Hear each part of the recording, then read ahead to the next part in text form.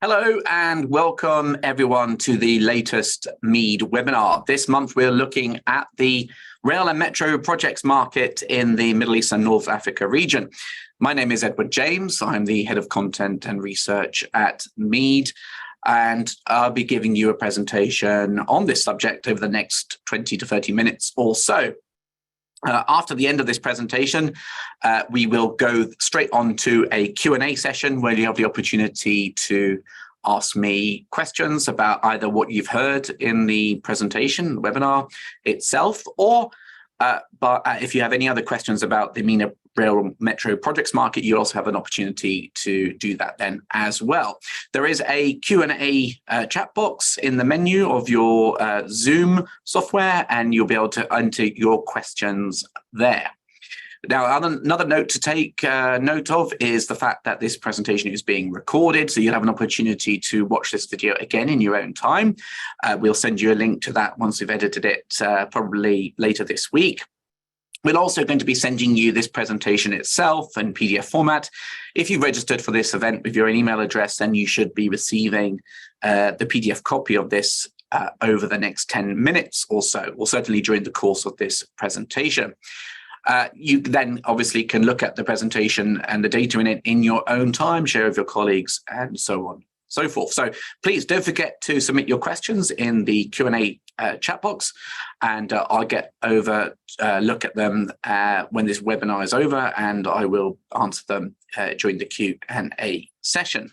Okay, so let's move swiftly on to the presentation itself. As I mentioned, I work for MEED. In case you don't know what MEED is a business intelligence organization company based in Dubai. Been around since 1957, and we have two principal products. We have MEED.com, which is our news features and analysis service, reporting on a lot of the big macro and project trends in the region. You can find that on MEED.com if you want to know more. And then we have our projects tracking platform, which is used for business development and analysis purposes. That's MEEDprojects.com, and that we track every single major project in the Middle East, North Africa, and sub-Saharan Africa region. So tens of thousands of projects on there. If you want to know more, please visit MEED Projects. And it's by tracking all projects that we are able to quantify what's happening in the market, understand what the major projects are in any given sector. And as a result, most of the data in this presentation today is sourced from both MEED.com and MEED Projects. A couple more things to add before I start the presentation proper is that we have our MEED Project Awards coming up at the end of the year. And if you want to submit a nomination for your recently completed project, then the deadline for submission of entries is closing soon. As you can see, there are a number of different categories here, ranging from building project of the year, development project of the year, hotel project of the year, water project of the year, and so on. If you've got a recently completed project which you're very proud of, then please go onto our site, find out how to submit your nomination for what category. You've got a QR code up here, which will help you lead you to the right page to submit your entries. And it will then be put forward for one of the categories, and we'll be judging the individual nominations over the course of the next couple of months with a big awards ceremony at the end of the year. We've been doing this for many years now, and it is by far and away the most prestigious and internationally recognized awards program of all in the Middle East. And then finally, tying in with this presentation itself is our forthcoming MENA Rail and Metro Projects 2023 report. It is more than 300 pages long, and it is filled with details of individual current and future rail and metro projects. If that is something that you're interested in, we are offering you an exclusive discount for those of you attending today. We have a pre-launch offer of $3,500 plus a $100 discount for the attendees here. Again, scan this QR code here if you want to know more, get some sample pages and see the table of contents and so on. Okay, let's start with the MENA railway projects market and where we are today.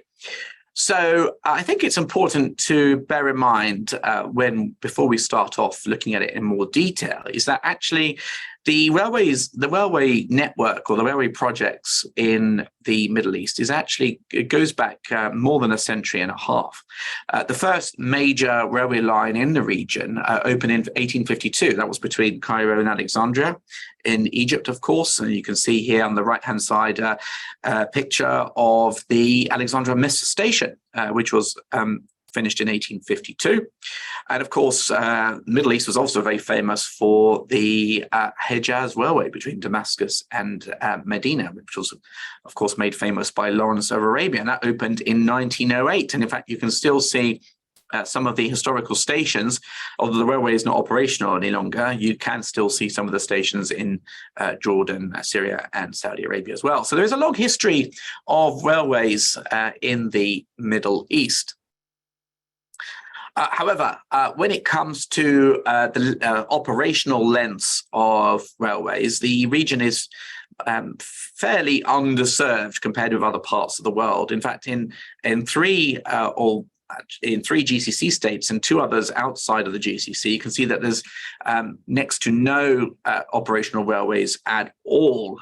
You can see here that Bahrain, Oman, Lebanon, and Libya effectively have no operational railway, metro, or tram networks. Kuwait has a very small park train ride, but other than that, there is nothing there in the state either. In Qatar, we have just the Qatar Metro project, which opened a couple of years ago, 76 kilometers long. We have quite extensive networks in Algeria, Tunisia, Morocco, and the North African states, much larger geographically, and have historically had long-standing railway networks. Egypt too, of course, as we mentioned, goes back more than a century and a half, with more than 5,000 kilometers of railways. And Saudi Arabia in the GCC is really the only major railway network in the GCC. Or the UAE recently, with its opening of the second stage of the Etihad Rail network, is now coming up to 1,000 kilometers long as well. So why do we have a fairly underserved region? Well, many different reasons. We've always had quite a close use of vehicles, cars in particular. People have been very wedded to the cars because of roads and, of course, cheap fuel, which has meant that historically people prefer to drive rather than take railways. Of course, the climate doesn't help. Taking metros and such what during the summers can be quite uncomfortable, and people therefore have historically preferred to use cars. Likewise, in some countries like Bahrain, Qatar, Kuwait, there isn't a huge distance. They're quite small countries, so there hasn't historically been a huge need for railways either. Nonetheless, one of the reasons we're doing this webinar on the railway sector is that all this is changing. Almost every single market or geography in the region now has substantial railway plans. And we'll be going over some of those and looking at those during the course of this presentation. And right now, the railways market in the Middle East is really going through a bit of a renaissance. And there is thousands, if not tens of thousands of kilometers of new railways, metros, LRTs, monorails, maglevs, and tram networks planned. So again, just looking at the historical context. So we went through a bit of a peak period for project spending on railways in the MENA region between 2011 and 2013. 2013 in particular was an exceptional year because we saw the award of contracts on the Riyadh and Doha metro projects, each worth about $15 billion each. Now, the Doha Metro opened in time for the 2022 FIFA World Cup. The Riyadh Metro is nearing completion. If you go to Riyadh, you can see that most of the stations are completed. The line more or less is there. There are just a few snags to fix and some completion works to finalize. And we expect the Riyadh Metro network to open up very soon, later this year. We also saw in 2011 the Minerals Railway in Saudi Arabia develop, and but other than that, after 2013 we saw fairly limited spending in the GCC certainly, but slightly more spending in North Africa, but about $5 to $6 billion a year worth of contract awards in railways. In total, we've seen about $112 billion of contracts awarded since 2010, which is a fairly decent amount. And after a few slow years, we saw in 2022 a significant increase in the value of projects awarded. A lot of that is coming from the line project at NEOM, which is a high-speed underground railway. But also we saw two large contracts awarded for the high-speed rail network in Egypt as well, which has helped boost those numbers. And looking forward, we can expect through 2023 to 2025 period, very strong levels of spending, way in excess of the average over the last 10 years. The impetus, a lot of that is coming from the Al Ula agreement signed in early 2021 between the GCC states, which stated that they were going to resume the construction of the GCC railway. Now, the GCC railway has been planned for several years, several decades, in fact, and prior to about 2014-15, it was very much a center of attention and focus. However, from about 2014-15 onwards, it went very quiet. The UAE has built a GCC rail line to the Saudi border and is now, of course, in the tendering process with Oman for the Oman-UAE rail link. But unfortunately, in the other GCC states, there wasn't as much impetus to complete the rail links between them, and therefore it's still the GCC railway network is still some time away. However, it is fast approaching and is accelerating following the Al Ula agreement, and we should expect to see some significant contracts awarded on the railway to link all the 6 GCC states over the next 24 to 36 months or so. Anyway, we've had a good $112 billion worth of contracts awarded in the MENA region over the last 13 years or so. And as I said, most of those contracts have been focused on just a handful of countries. I mentioned earlier Bahrain, Oman, Kuwait. There are no operational railways, likewise in Libya and Lebanon.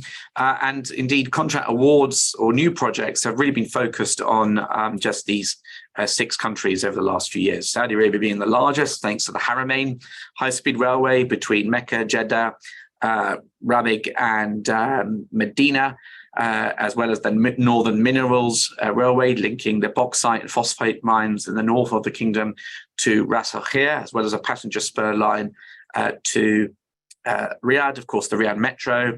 And in Qatar, we also got the Doha Metro was awarded. In the UAE, we've seen the extension of the Red Line to Expo 2020 site, of course, from Jebali to Expo. And we also have seen the awards of the second phase of the Etihad rail link from Saudi Arabia border through Dubai, Sharjah, and all the way to Fujairah. In Algeria, we've seen some electrification works and works also on some new lines. And also in Morocco, we've seen some contracts awarded on the Casablanca tram and other projects. So of that $112 billion, you can see it's split down here. Again, Saudi Arabia is the largest market, as it is across so many other sectors. It's then followed by Egypt, Qatar, Algeria, UAE, and Morocco. Now, there's been dozens and dozens of contracts awarded in the railways market in the region, of course. Here's a selection of them, just to give you an idea of where they are, who the clients are, who's been awarded them. The largest one was the aforementioned Haramain high-speed railway network. This is a pilgrim-focused network linking Medina, Rabigh, Jeddah, and Mecca. About $9.4 billion awarded to a group led by Spanish companies, and that was awarded in 2011 and completed in 2019. Last year, we saw award of the second phase of the high-speed railway network in Egypt. The first phase is from Ain Sokna to Al Alamein, which was awarded in 2021. Then phase 2 and phase 3 awarded last year from Cairo to Aswan, and then from Luxor to Ghada'a. So those were awarded by the National Authority for Tunnels to a consortium of Siemens and contractors, Orascom. And indeed, the project is being financed by the German government and rolling stock provided by Siemens.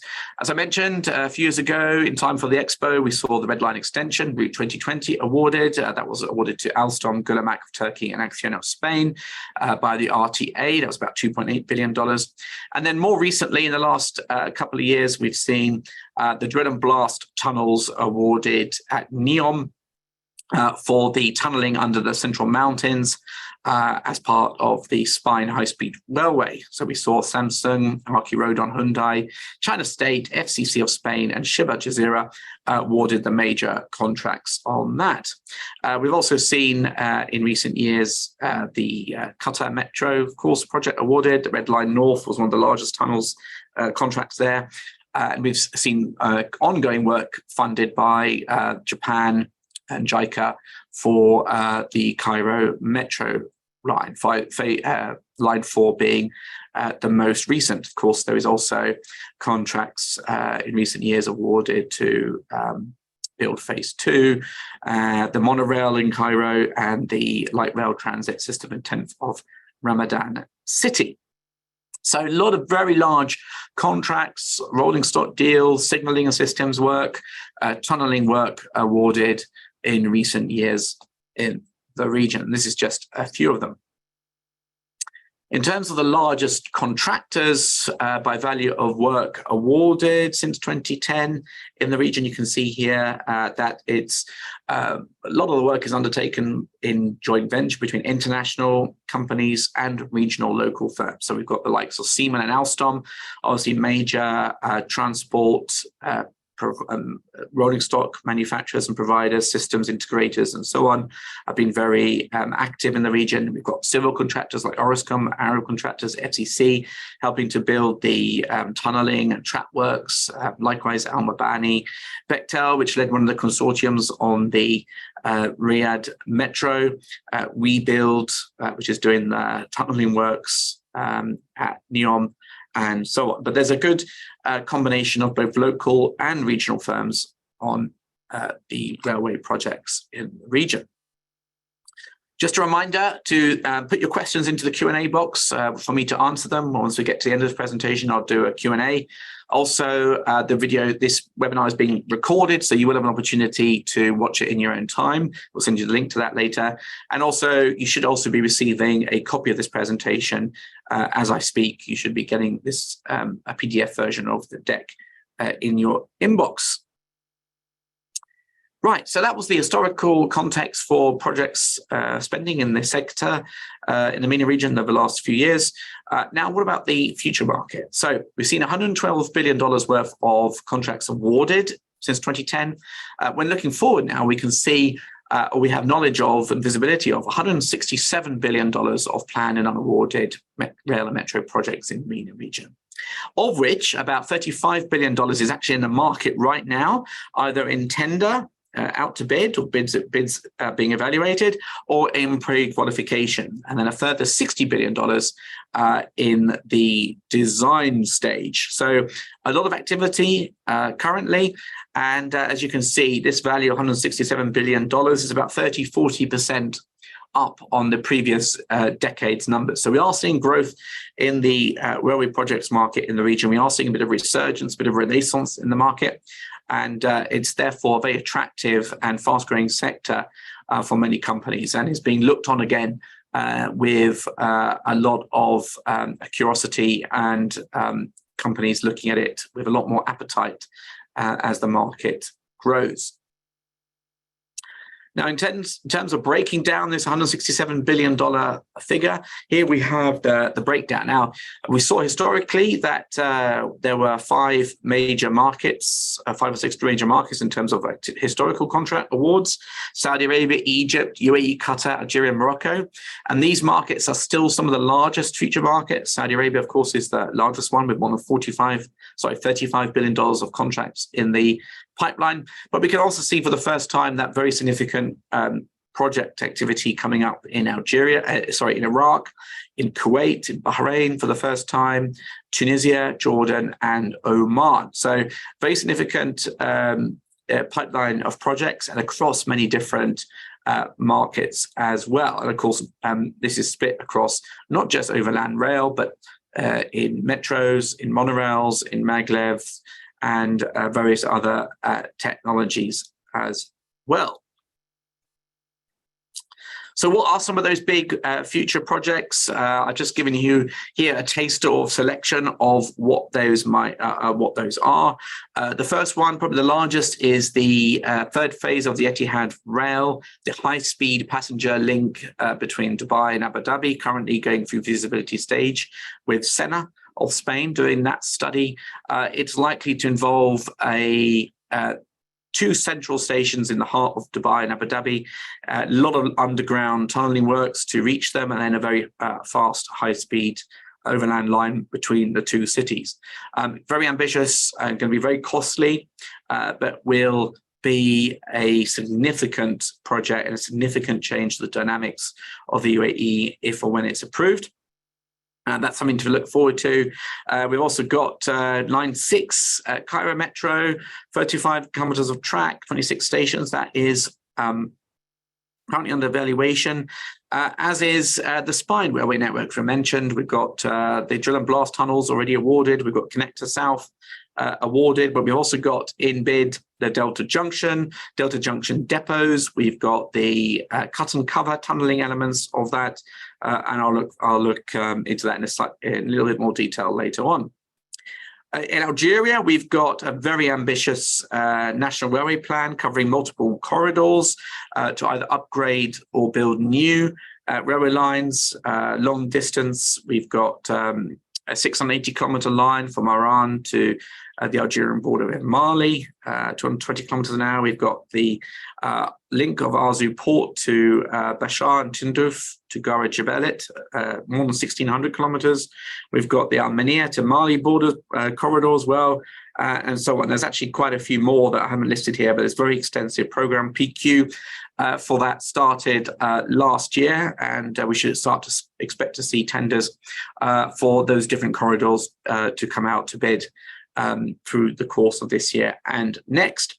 Of course, we've got the Oman-UAE rail link, the Soha Port to Rafah rail network in purification right now.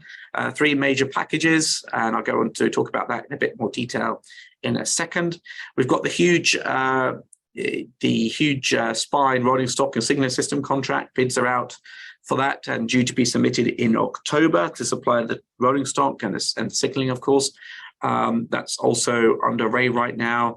And we've got various other projects coming up, such as the Bahrain Metro NRT system. Pre-qualification for that started last year. We've already got a list of some 7 consortium interested in that.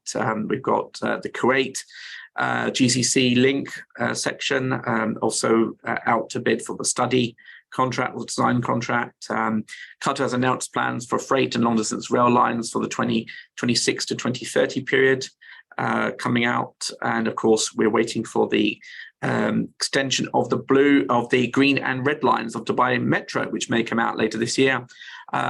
Together, they're called the Blue Line. So lots of interesting activity happening right now and lots to get excited about. And again, this is just a selection of some of these projects. Is by no means all of them. In terms of the known value of planned and awarded work and how it's split by client, we can see here the largest future client by value of work planned is the Ministry of Transport and the Iraq Republic Railways Company in Iraq. Has very, very ambitious plans and long-held plans to expand the network in the country, modernize it, electrify it, build some new lines as well. Of course, the elevated metro project as well in Baghdad. So multiple long-distance projects in Iraq. However, financing, geopolitical issues have held them back. But with the oil prices as they are, some good surpluses being made in the Iraqi budget, then the hope is that we can start to resume some of those long-standing projects. Qatar, as I mentioned, with the expansion of the Doha Metro, as well as those new links to Saudi Arabia, new freight and high-speed rail links as part of the GCC railway. That's got nearly $20 billion of contracts. And SREF from Algeria, as I talked about, the long-distance new railway plans, more than $15 billion. Etihad Rail with the link to Oman, as well as the high-speed Dubai Abu Dhabi rail link, very ambitious as well. The Kuwait Public Authority for Roads and Transport, $10 billion worth of work for the Kuwait National Railroad and Kuwait Metro. NEOM with the spine, of course. Saudi Arabian Railways with the electrification and doubling of the Northern Minerals Railway, upgrade of the Riyadh to Dammam Railway, and of course the Jebel and Ras Al Khair internal networks, and of course the long-awaited Saudi land bridge between Jeddah and Riyadh as well. National Authority for Tunnels, which is the main client for railways in Egypt, has got the Cairo Metro lines 5 and 6, modernization of Cairo Metro line 1, and of course the rehabilitation of Alexandria tram and the new planned Alexandria Metro project. The list goes on. We've got the high-speed Agadir to Marrakesh high-speed railway line in Morocco. We've got Abu Dhabi's long-planned metro network, the Metro and LRT project in Bahrain, Medina Metro, and so on. So a large list of planned future projects indeed across many different countries and many different clients. Of course, as you can see here, more or less dominated by government companies. Almost all railways in the region are operated by the state, funded by the state directly. To my knowledge, there are no, as of yet, PPP railway projects planned, although it's very possible that future metro schemes in particular, looking, for example, at Bahrain, will be developed on a PPP basis with the private sector responsible for financing, developing and operating the projects. Now, in terms of the future planned capacity additions, we were talking about $167 billion of known future projects. Well, here we've managed to split those down by project and by plan length. So to give you an idea of what those projects are comprised of. So Bahrain, we're looking at about 184 kilometers, the Bahrain Metro and LRT networks, as well as the King Hamad Causeway, over which the line will run and connect to Saudi Arabia. We've got the Kuwait National Railroad and Metro network in Kuwait, some 574 kilometers. We've got 337 kilometer Oman to UAE rail link, as well as a new planned Muscat Metro. We've got the extension of the Doha Metro and other systems in Qatar.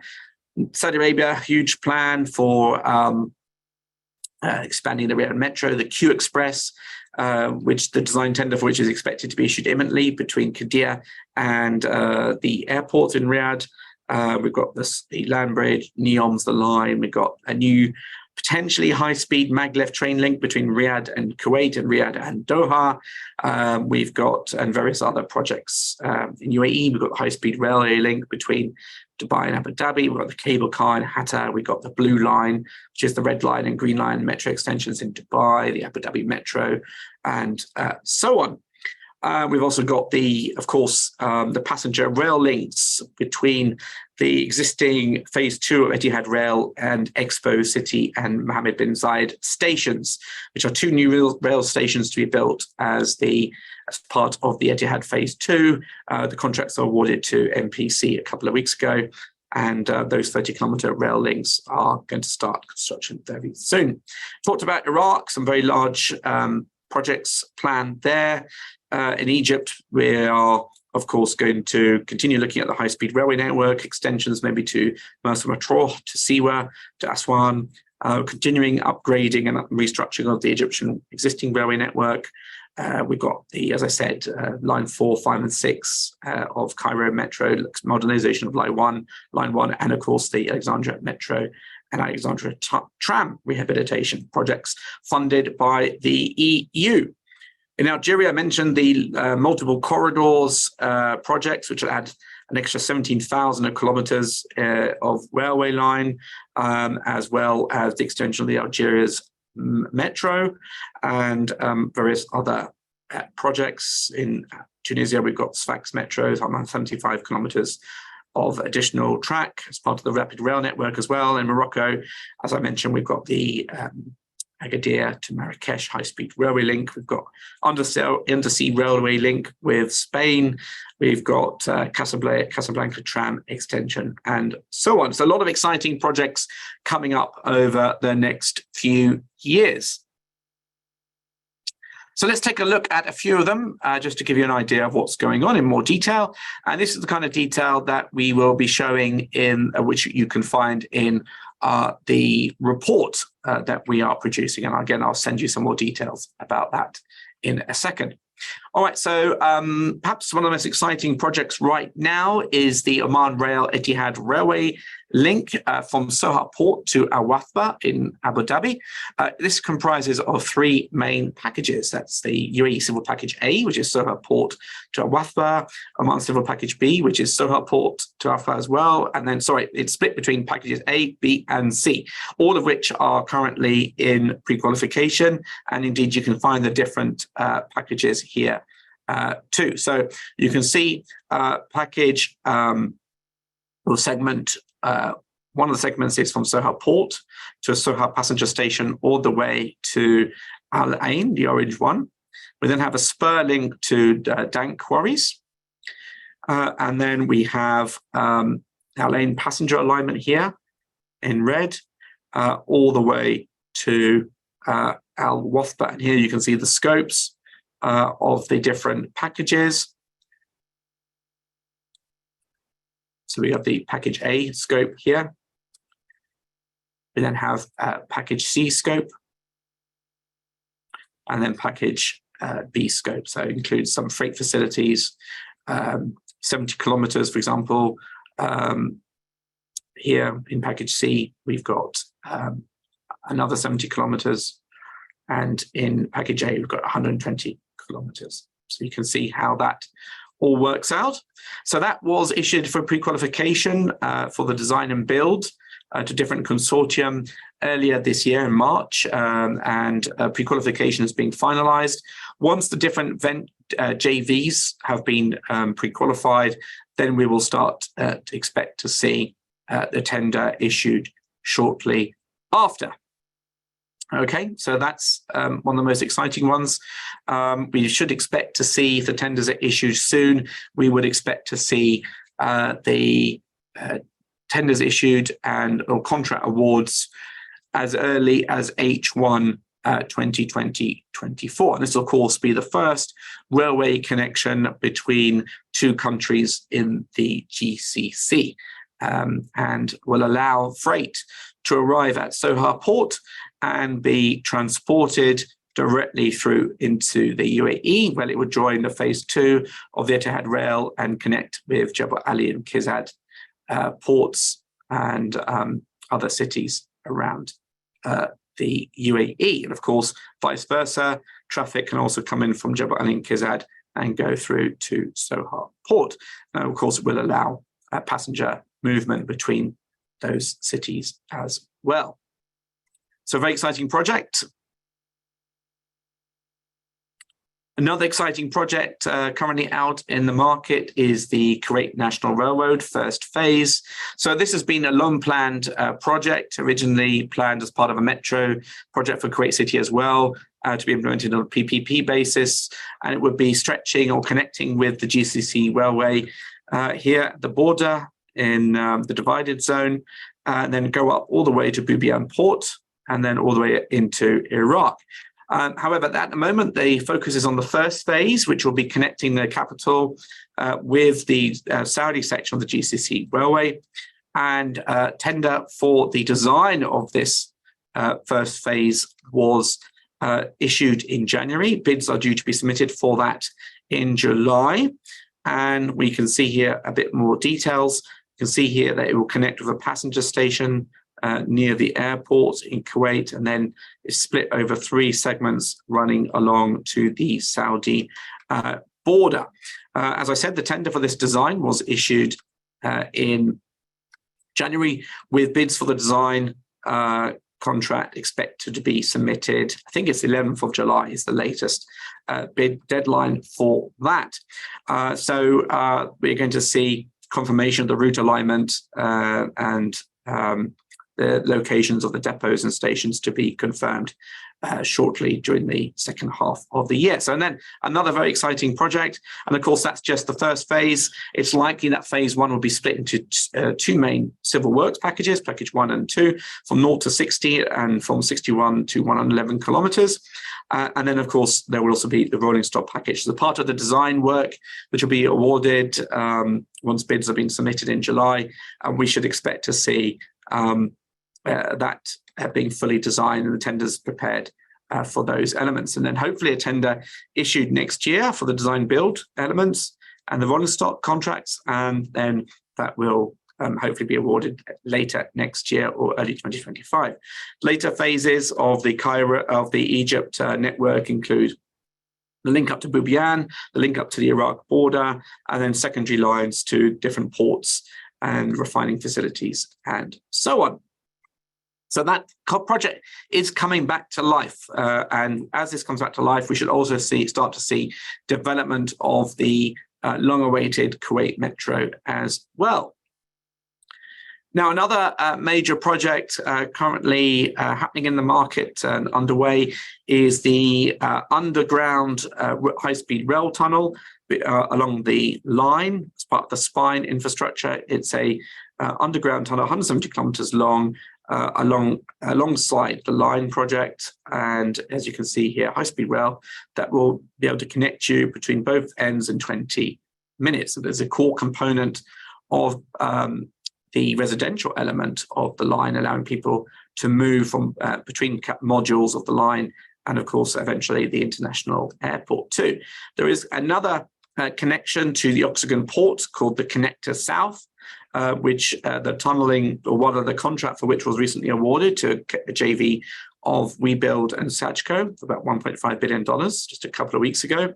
And then there will be also a Connector North, which will be linking up to the Bay of Aqaba and the Trojena project as well. And then you'll have the time travel tunnel from that up to Trojena. Now, as here you can see, is some sort of basic diagram of how the high-speed spine or the line high-speed rail works. You're going to have underneath completely underground high-speed rail transit tunneling, and then utilities infrastructure as well. You're going to have a service layer above that, and then you're going to have the modules and pedestrian layers above that. And so you've got the line here running along. You can see all the massive piling works ongoing. You've got underneath, alongside, you've got the spine infrastructure as well, which will be underground the length of the route. So a lot of works were awarded last year for the drill and blasting tunnels through the mountains. If we go back a step, you can see here the mountain element. So the drill and blasting tunneling work is underway for that. And then that was awarded under several multi-billion-dollar contracts to different groups, FCC, China State, Shibah Jazeera. And then the second one was the Samsung C&T, Hyundai, and RQ Rodon.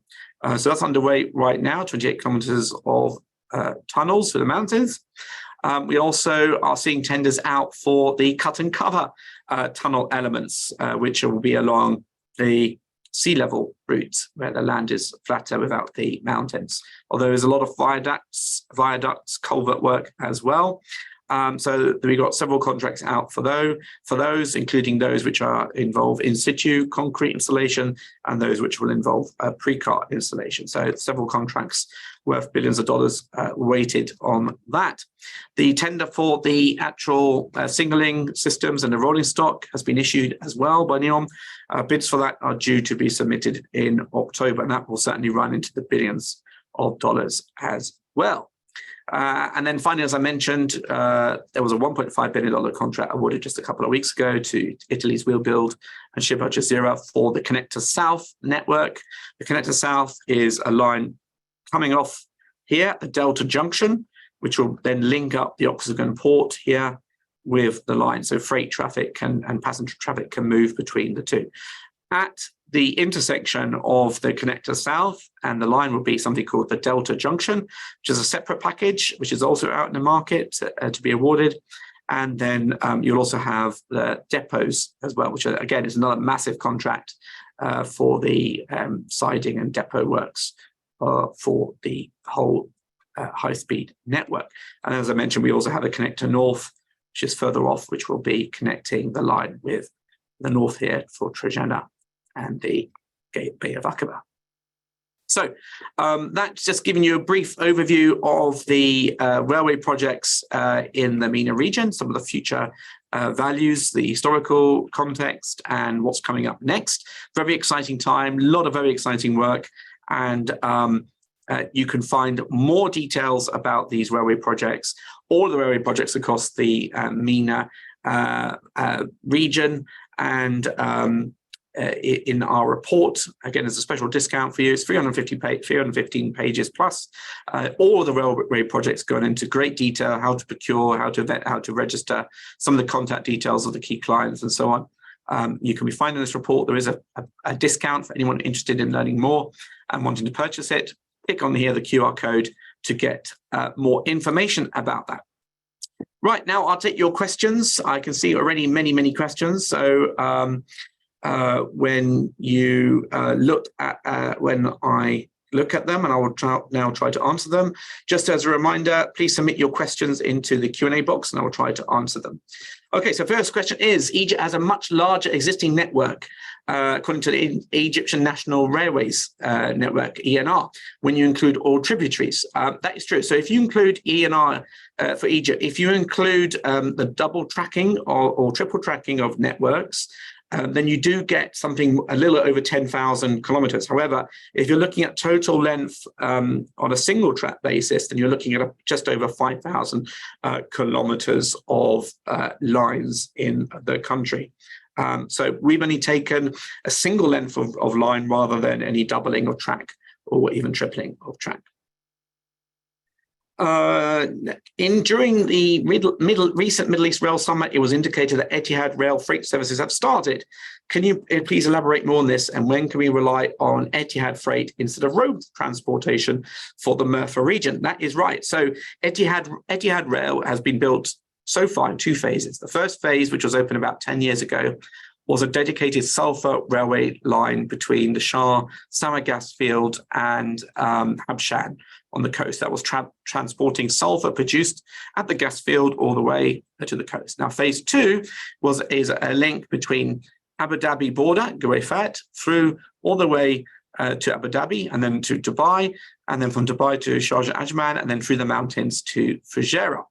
It's that section 2 which is now opened recently, a couple of months ago, and now, yes, traffic and freight can go through across the length of the network. However, the link to both Kizad and Jebel Ali ports are not yet completed or operational, as far as I know, and therefore freight traffic at the moment is limited as those port connections are not yet open. However, yes, the freight element of the line is open.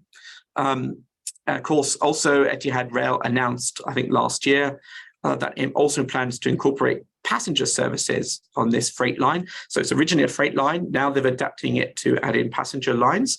And of course, they have to build, as a result of that, railway stations for passengers.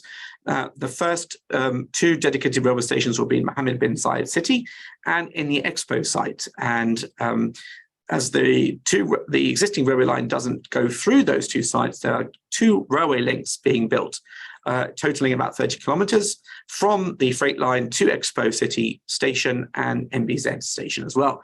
There's also going to be a railway station in Fujairah, on the line, on the existing freight line itself, and there are plans to build a spur line from the existing freight line in Sharjah to Sharjah University, although that is not yet fully confirmed. So you'll see an announcement about the contract awards for those link lines to Expo City and MPZ stations very soon.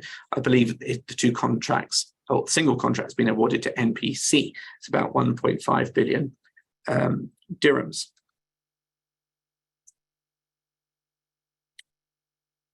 Question here about the price to access the full platform regarding all projects. So I believe you were referring to MEED projects. MEED projects ranges in price between about $6,000–$7,000 for single country access to more than $30,000–$40,000 for the full countries. But if you want to know more about that, then please visit meedprojects.com.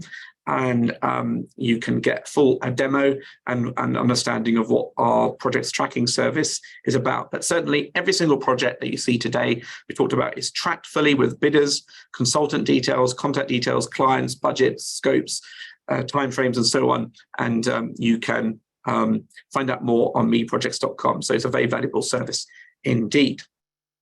What is the railway that connects all 7 Emirates and the GCC countries? So there is a GCC railway that's been long planned, linking all of the 6 GCC states. Unfortunately, in about 2014, lower oil prices and some other issues meant that the project stalled. But in 2021, early 2021, there was an agreement between the 6 GCC states and Al Ula, where they restated their desire to link themselves up through a GCC railway. At the moment, there are no links between GCC countries. There is the Etihad Rail, which links to the Saudi Arabia border at Greyfat. Unfortunately, there's nothing on the other side. And also currently there is a tender, as we talked about earlier, for a link between Oman and the UAE, and that is going to be the first railway link. We've also seen that Kuwait is studying now the link to Saudi Arabia border. And of course, Bahrain is planning to build a new King Hamad Causeway with a rail link to Saudi as well. So it's coming together slowly. And over the next 2 to 3 years, we're going to hope to start seeing construction of those various different elements. So the next 10 years, or in 10 years' time, you better seamlessly travel across the GCC states by rail.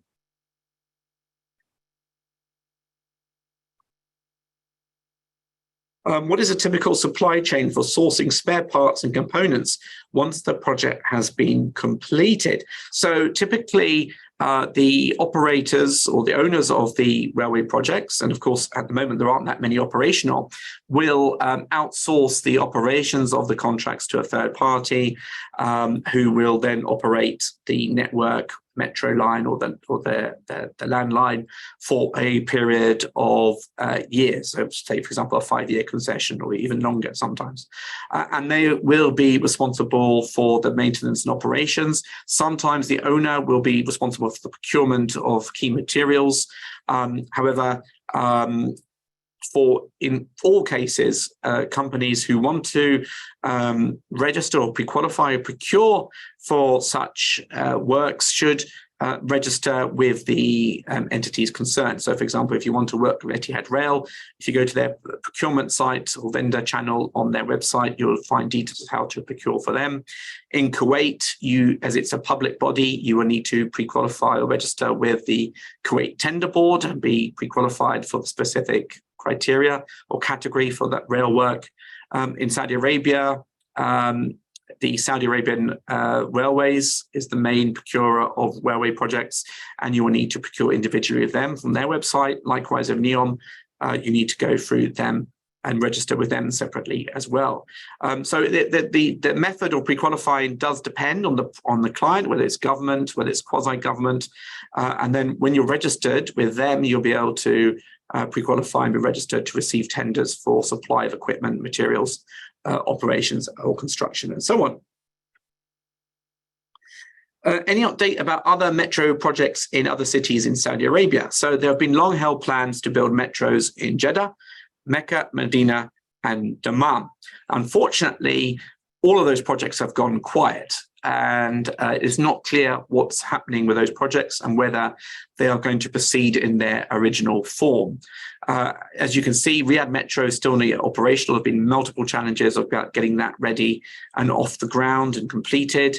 And I think the government is assessing how it really wants to serve the population of those other cities and what's the best means of serving them up. There is, of course, a lot of regeneration and construction work within those cities as well. And until the master plans and the finalization of the regeneration and master plans for these cities are finalized, we're not, I don't believe, going to see a huge amount of metro work being undertaken in the immediate future. But we'll see. There's also a lot of arguments around whether they should be implemented on PPP basis or directly funded by the state. Again, these things need to be sorted out. But we are, for the first time, talking about metro project in Muscat. We're talking about Q Express, dedicated railway line between King Khalid International Airport and Qiddiya. We're talking about also now Kuwait Metro coming back, and of course Bahrain Metro, and coming back as well the Abu Dhabi Metro project. So there are a lot of exciting metro projects coming back into the region. What is the latest news on the Saudi land bridge? So the Saudi land bridge is a long-standing project, probably 15 years old now, which is aimed at linking Jeddah and Riyadh with a high-speed railway, probably freight railway focus initially, but also with potential for a high-speed passenger link as well. Now, the project has been in negotiations between the Chinese government and the Saudi government for many years now. The Chinese want to come in and finance and develop and operate the project. Sistra is, of course, the design consultant for them as well. And there's been some issues over the years, negotiations about the financing of the project. I believe the financing has been finalized. Now the discussions are really looking at the route alignment issues and how to make sure the land is properly acquired and the optimum route alignment is resolved. I would expect, and from what I'm hearing, the Saudi Land Bridge project to really reach financial close and final agreement between the two governments over the next 12 months. I was hoping it would have been finalized during President Xi's visit to Saudi late last year, but I think we're now looking at it proceeding over the next 12 months. And of course, that will really change the dynamic of freight and logistics in the region, because it will allow freight to be unloaded in Jeddah and transported to Riyadh and the Gulf Coast, rather than having to go to the Gulf Coast and then transported from there. So it's going to be a radical project. And of course, it also will allow people to travel quickly by land between Riyadh and Jeddah too, which will also have an impact on aviation as well. So I'd expect to start seeing that come to fruition over the next 12 months, as I mentioned. So in terms of a question here about the Qatar Metro. So the Qatar Metro project is interesting. So it was opened a couple of years back in time for the World Cup. And there were long-standing plans to maintain the expansion of the metro going forward. Now, the Qatar last year released its latest long-term transport master plan. Under that transport master plan, most railway metro projects were not going to be implemented until the period starting at least 2026, but most of them in the period post-2030. There were one or two metro line expansions which the state said it does plan to deliver in the period 25 to 2026, mainly the Gold Line expansion or the Blue Line expansion, if I'm not mistaken. However, it's clear that both the long distance freight and passenger lines and the rest of the Doha Metro lines are not going to be implemented until at least 2026, and for the most part, not till post 2030. There is, as I said, you can find an updated transport master plan with those details in there, and it does give you a tentative time frame for when Doha is going to continue with its metro expansion. At the moment, though, Qatar market is really struggling. There's not a lot of work planned or in the market, and I don't believe that will change for another couple of years or so. Any plans for a high-speed railway line between Riyadh and Dammam? Bahrain? Yes, so it's a good question. As part of the Saudi land bridge, then the existing line between Riyadh and Dammam and Jubail will be upgraded so that there will be a high-speed rail network between Jeddah via Riyadh all the way to Dammam. So that will certainly also be part of the Saudi land bridge project too. And indeed, if you haven't already, it's well worth taking the railway line between Riyadh and Dammam. It's the only overland. For many years, it was the only railway in the GCC built in the 1950s, and it's a very pleasurable way to travel between Riyadh and Dammam.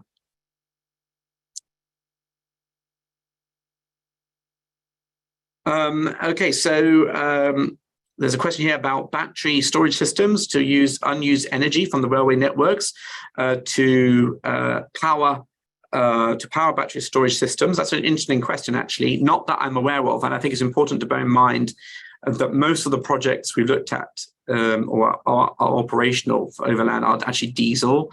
Etihad Rail Phase 1 and 2 are diesel lines, not electrified. Of course, the same goes for the Dammam Riyadh Railway as well, and a lot of the railways in Algeria. There is electrification ongoing, and indeed the high-speed railway network between Dubai and Abu Dhabi will be electrified. The NEOM high-speed rail will be electrified.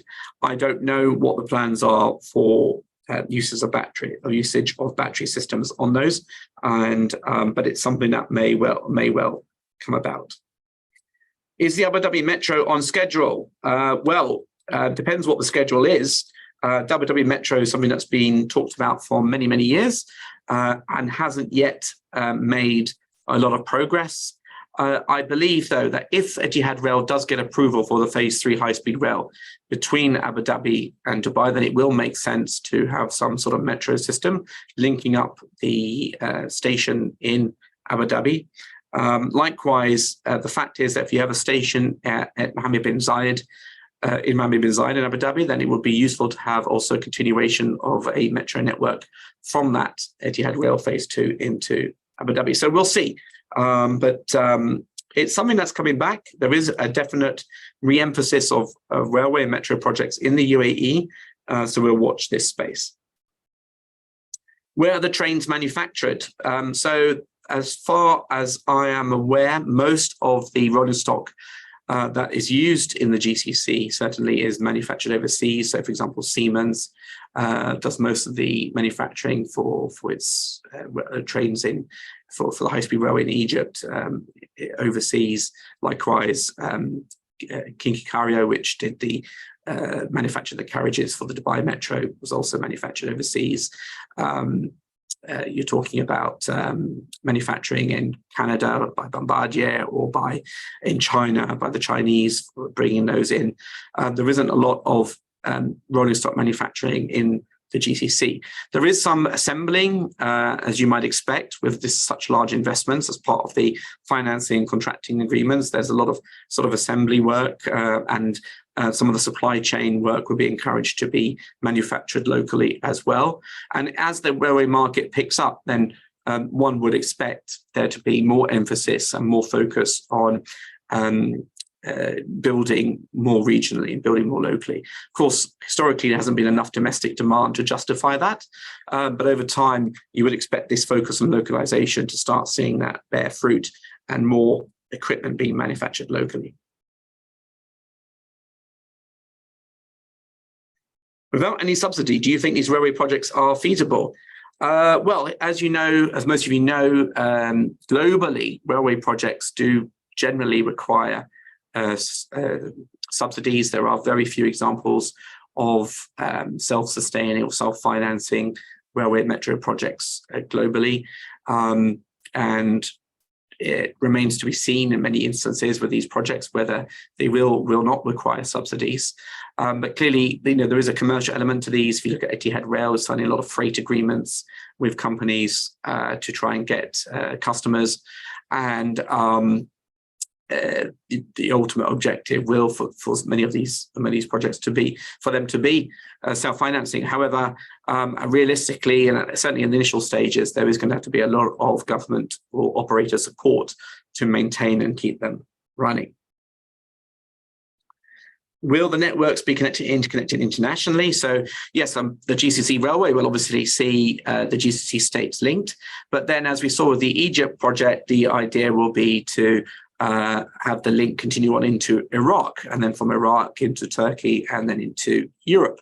Likewise, from Saudi Arabia into Jordan, and then Syria into Turkey too. And then, who knows, on into the railway into Egypt and North Africa as well. So at the moment, we're focusing really on just getting those G6 GCC states interconnected, and then we may be looking at further afield, more of a interconnection internationally with other countries outside the region.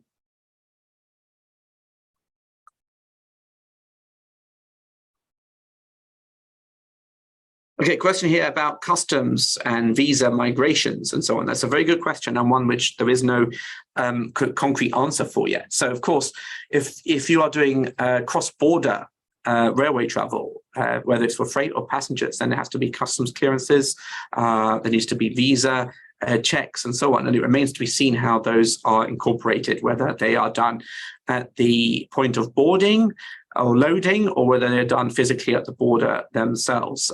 This is yet to be ironed out, and it will be interesting to see how exactly that is handled. It will remain to be seen. But clearly, if you are going to have an interconnected GCC railway, then you want it to be as smooth and as quick as possible. You don't want to be stuck at a border for 4 hours, as that will defeat the point of having it in the first place. Question here about the Baghdad Metro. Do you believe this project will be executed, as it's been in the pipeline for 40 years or so? Yes, as you probably all well know, a lot of these projects have been in the planning stage for many years, if not decades. Now, the interesting thing about Baghdad Metro is that it's Alstom and Hyundai, I believe, which are going to be involved in the development of it. And it does seem to be inching closer to a financing agreement and construction. Yes, of course, it's difficult to be very optimistic about something that's been around for so long, and in a country which has been beset by so many project challenges in recent years. But yes, it does look like this project is slowly inching to agreement. And I wouldn't be surprised at all if we do see some sort of final agreement on the Baghdad Metro be signed over the next year or so.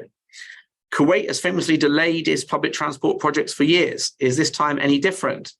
Of course, it's a very good point. Projects in Kuwait have long been delayed across sectors. The metro and the railway projects in Kuwait have been long planned.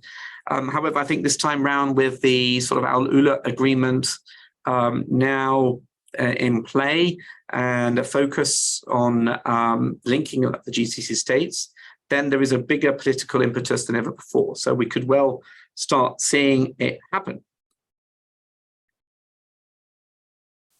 Okay, question here about technical challenges around sand and high temperatures. So one of the big problems with building railways in the Middle East is the fact that you have sand will be blown across the railway, especially in more remote areas. And when you've got railway routes of thousands of kilometers long, how do you keep the railway tracks clear? And how can we resolve this issue, as well as, of course, the impact of sand and the harsh climate in general on the tracks and rolling stock? So there are various different measures being used.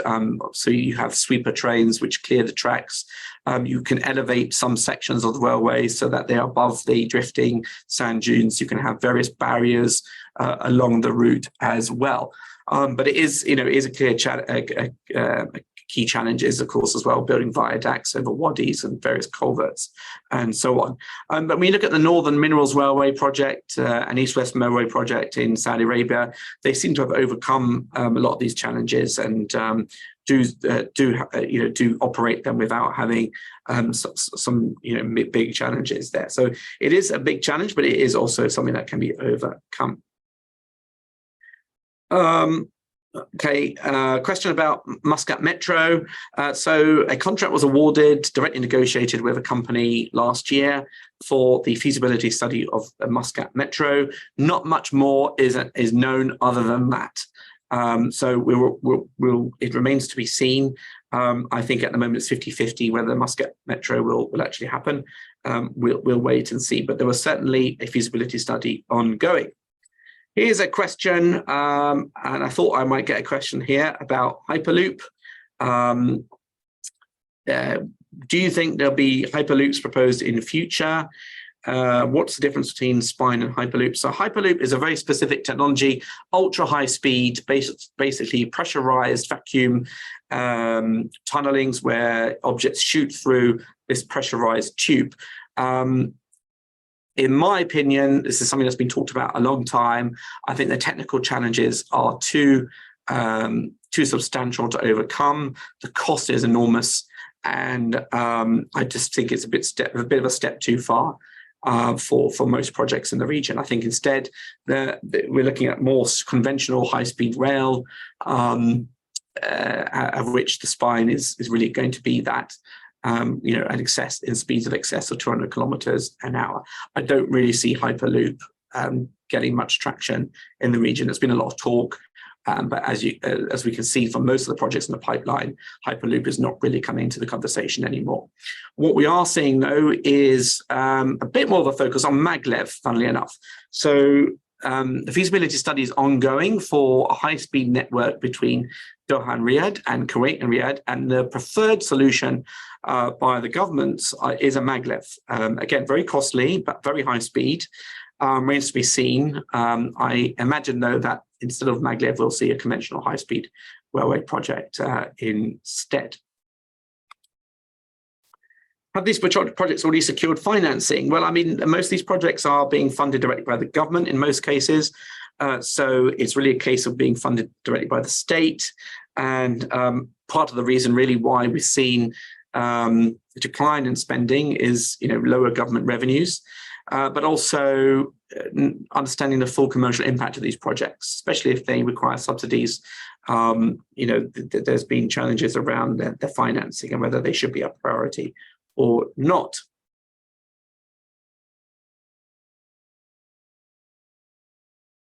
So got a question about the spine connector depot track is awarded. So we're talking about the Connector South project, which is awarded to Rebuild and Shibal Jazeera. That's connecting the line with Oxagon. It's about $1.5 billion. At the interconnection between the Connector South and the line is going to be something called the Delta Junction, as well as the Delta Depots. Now, the Delta Depot is an enormous project. It's something like 3 or 4 times larger than Etihad Rail depot packages, and is reaching about $1 billion. So that's a huge contract, as is the Delta Junction itself. So yes. We are going to see some contract awards on those 2 projects soon. And yes, they will likely be towards $1 billion. The project spine, Line City. So just to clarify, the line is the above ground element of the line project in NEOM, which is the modules, 500 meters high, 170 kilometers long, where people will live, work, and play. The spine is the underground infrastructure supporting the line. So that includes the fiber optic network, the utilities networks, the high-speed rail networks, and so on, underneath and alongside the line project. So that's the difference between the two. The spine is the underground infrastructure. The line is the above-ground modules, residential, commercial, and mixed use. Any other railway PPPs planned in the near future? Not really, no. PPPs in railways are extremely difficult to get off the ground. Kuwait tried for many years.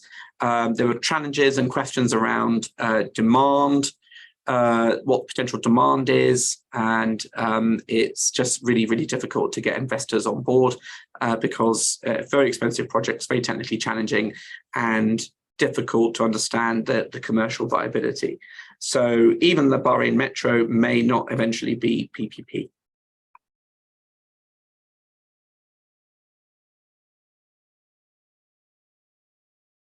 What length of the planned 2,100 kilometers of the GCC railway has been completed?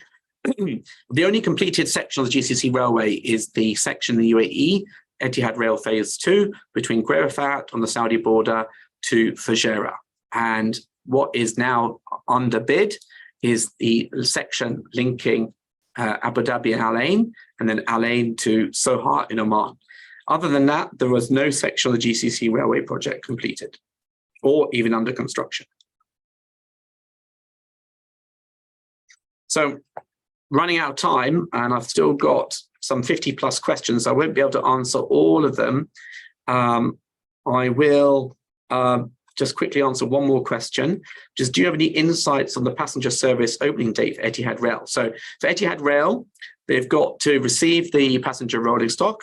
They've got to build the passenger stations. They've got to build the links to the passenger stations. Now, they could rig up some temporary passenger stations along the existing route, but in all likelihood, we're not going to see passenger railway services along the existing line ready for another couple of years or so.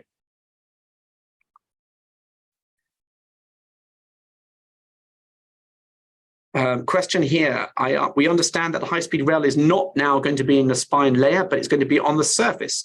Correct me if I'm wrong.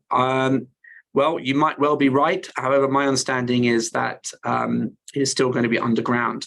But we can have a chat offline about that if you have any information that you want to be updated on that. Okay, so many more questions. I'm afraid I just don't have a chance to be able to answer them. A question here about the Qatar-Bahrain Causeway, aka the Friendship Causeway. There was some talk about maybe coming back, but unfortunately, still we see it's difficult to see that happening for the time being. It does make a lot of sense commercially, but there were various geopolitical, financing, and technical challenges to be resolved before I think we see that happening. Okay. Right, so I can't answer any more, I'm afraid. Thank you very much for that. You've got my email address here. WhatsApp me as well. You've got my number. Any questions at all? Anything you want to have a chat about, you want to speak to me about anything you've seen today, just give me a call, send me a WhatsApp, email me, and I'll do my best to answer. Otherwise, you should have received this deck already in your email. We are recording this. We'll send you a link to the video later this week or next week. And I just want to thank you all very much for your attention today. And I will see you again next month for the next webinar, which I believe is going to be on renewable energy in the region. So thank you very much again for joining me. And I hope to see you all again very soon. Goodbye.